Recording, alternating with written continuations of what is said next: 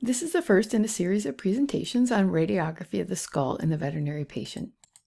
The intent of this presentation is to provide a description of the examination technique and an introduction to interpretive principles of the skull in carnivores and horses. It is important to know that exact positioning for skull radiography is critical due to the complex anatomy of the skull and in order to prevent artifact of positioning. In order to get that exact positioning, we will need to use inhalant or intravenous general anesthesia in small animals and heavy sedation in large animals. Obtaining orthogonal views of the area of interest is always a good idea for a global overview.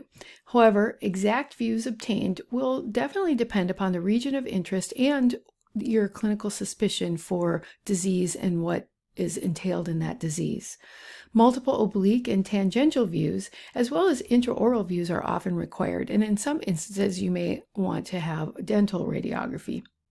Be sure to review your anatomy presentations for a discussion on obtaining views and specifically on labeling the views and understanding how that labeling works, as we are not going to revisit that in this presentation. This slide just shows an example of kind of global views where we have our orthogonal views, a lateral and dorsal ventral view. And the dorsal ventral view is usually the view obtained because it's easier to position the patient straight on their ventrum versus on the dome of their skull.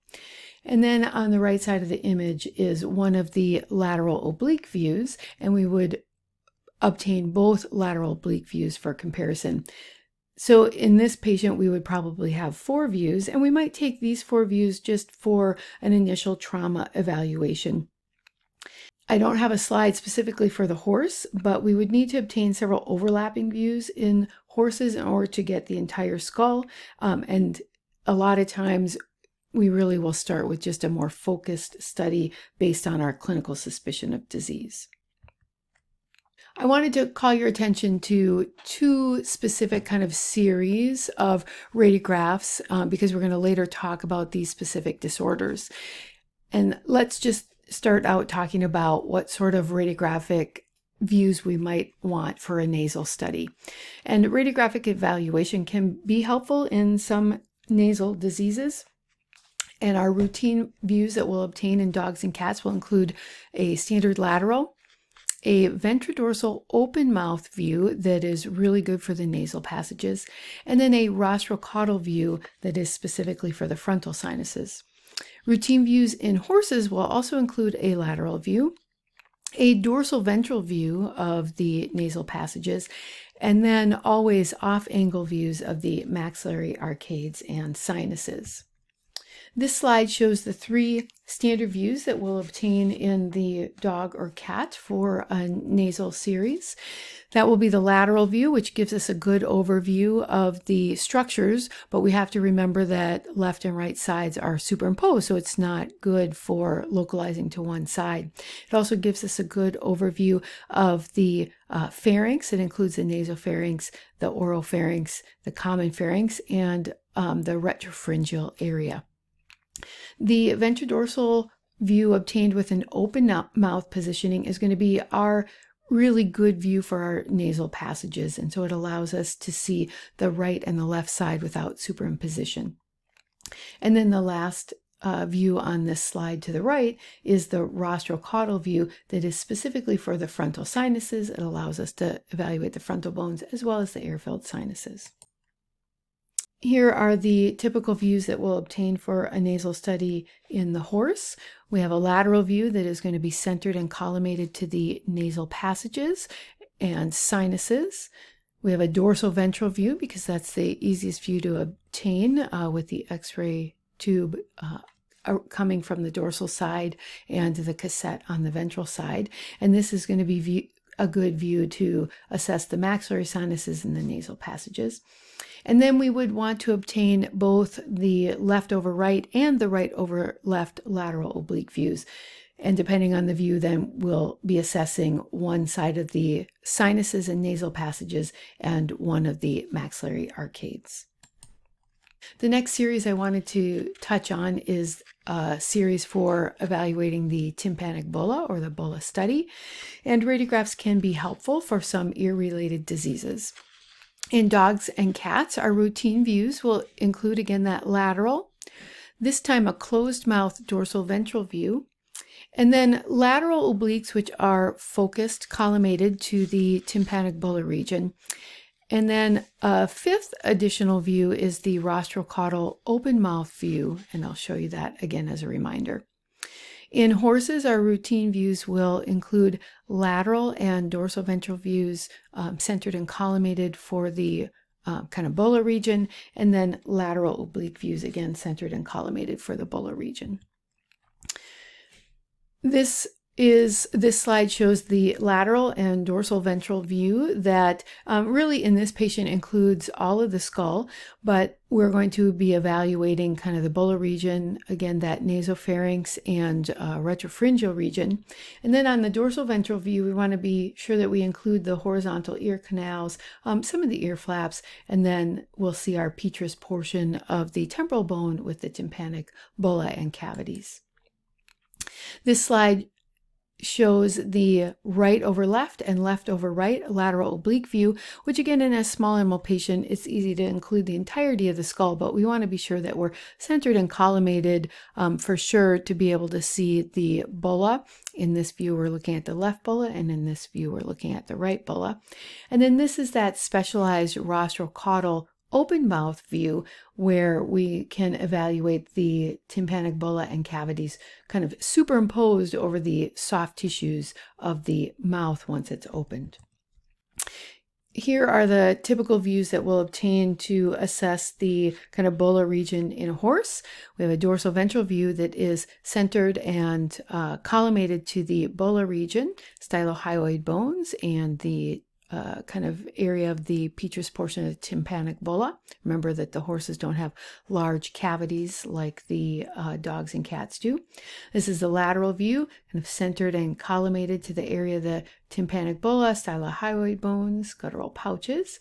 And then this is one of the lateral oblique views where we would be able to assess one of the stylohyoid bone, kind of tympanic bulla separated from the other. And we would obtain both lateral obliques. Briefly, I just wanted to touch on interpretive principles for this area. And the thing to keep in mind is that assessing for an abnormality should really be the last step in our interpretive process, and I've kind of introduced this in different body regions. We always want to consider some things about our study prior to us looking at what the abnormality is. So starting out, we want to make sure, especially in the skull, that our study is of diagnostic quality and that we have all the necessary views for the area of interest.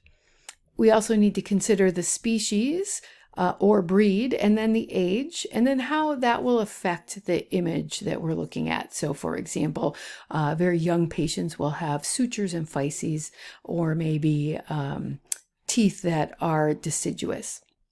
Another thing to keep in mind between dogs, cats, and horses is were the views acquired vertically, so X-ray tube above the table and the patient laying on the table, or were the views obtained with the X-ray beam horizontally directed, and I'll show you how that plays a role later. And then it is really important that we use an external marking system so that we can make an accurate distinction between left and right. And that's going to be true for our lateral and kind of dorsal ventral or open mouth ventrodorsal views, as well as for those lateral obliques. And again, review your radiology presentations from Normal Anatomy to remind yourself how we label.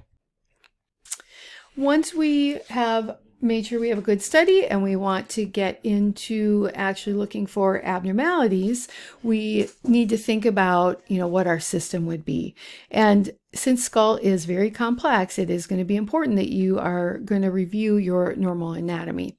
So as with our other regions, we want to use an organized approach to searching the radiographs for abnormalities. And this slide just lists kind of a check off that you could use and consider. And I would really strongly recommend that you start with using this when you're evaluating your radiographs. Make sure that you're assessing both the soft tissue and osseous structures in each of these regions. And so I've kind of listed them in order here: calvaria, tympanic bullae, temporomandibular joints, stylohyoid bones and guttural pouches, which is obviously the horse, the maxillary mandibular bone, the maxillary and mandibular teeth, nasal passages, the pharynx, and then I'd also include the retropharyngeal region, and then the sinuses, frontal sinus in all of our species, but then the conchal and maxillary sinuses in the horse. And again, I would really recommend that you use this as your checkoff list and start using this by order. Once you get really comfortable and you feel that you are kind of adequately searching everything, then you can start to use a different sort of system as it works. We also need to consider that in many patients, the answer to the clinical question will not be found on radiographs. It is important to know that staging of disease involving the skull is oftentimes more accurate when based on CT or MRI, because radiographs can be relatively insensitive for disease. They can provide a global overview, and they can be beneficial in the initial workup of small and large animal disorders, and that's why we're going to talk about some disorders and how they appear on radiographs. But CT or MRI is going to be necessary for complete evaluation of the skull.